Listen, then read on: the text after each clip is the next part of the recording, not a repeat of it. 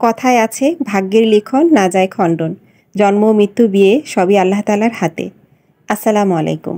আজকের ব্লগে আপনাদের সাথে আমি মজার একটা কথা শেয়ার করব। আমার আর সাহেবের বিয়েটা কিন্তু হয় পারিবারিকভাবে। আমার মানে যত বিয়ের প্রস্তাব আসতো বেশিরভাগই প্রবাসী হতো। কিন্তু আমার মা বা আমার ভাইয়েরা বেশি একটা পছন্দ করতো না প্রবাসী, যার কারণে আমার কিন্তু অনেক বিয়েই রিজেক্ট হয়। কিন্তু এই যে আসলে যেটা ভাগ্যের লিখন, সাহেব প্রবাসী হওয়া সত্ত্বেও আমাদের বিয়েটা ঠিকই হয় এবং সবার সম্মতিতে অনেক ধুমধাম করেই বিয়েটা হয়। এখন কথা হচ্ছে এত বছর পর হঠাৎ এই কথাটা কেন বললাম? আসলে সাহেব তো প্রবাসী ছিলেন আমাদের বিয়ের পর। ১ম এ প্রবাসী ছিলেন। কিন্তু এখন তো প্রায় ১০ বছরই হয়ে গেছে সে দেশেই আছে। কিন্তু তার যে কাজ বা তার যে ব্যবসা সেটার জন্য তার প্রায়ই ইন্ডিয়া যেতে হয়। আর সেখানে যখন যায় তার ৩-৪ দিনের মতো থাকতে হয়। তো তখন দেখা যায় আমার সেই প্রবাসী ভাবটাই অনুভব হয়। মানে সাহেব যখন থাকে না তখন বাচ্চাদের সাথে আমাকে একা একাই সময়টা কাটাতে হয়। যদিও এইটুকু দূরত্বে আমার কাছে মনে হয় আমাদের সম্পর্কটা আরো গভীর হয়। তো আজকের ব্লগটা হচ্ছে বেশ কিছুদিন আগেরই। তো রাতে তো সাহেব চলে গিয়েছে ইন্ডিয়ায়। আর যেহেতু লং জার্নি দেখা যায় বেশিরভাগই সে রাত করেই সে জার্নিটা করে।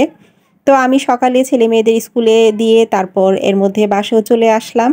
এসে গোসল করে নামাজ পড়ে এখন ইফতারের আয়োজন করছি। তো আজকের দিনটা যেহেতু একটু মেঘলা, মেঘলা ছিল আর গতকালও অনেক বৃষ্টি হয়েছিল। তো আজকে আমি খিচুড়ি করব।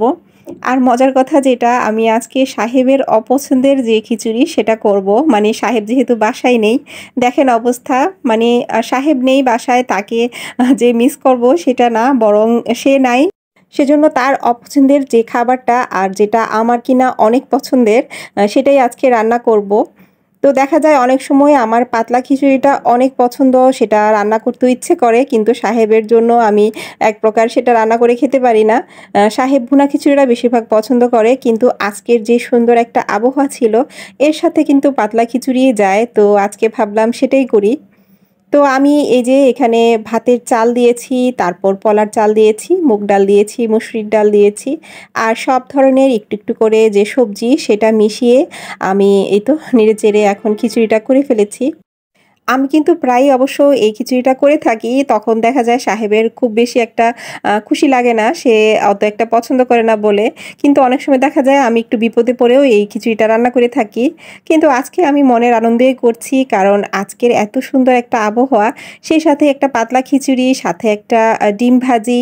আর কি লাগে বলুন? এত সুন্দর একটা আবহাওয়া, সেই সাথে এই খাবারটা না হলেই কি হয়?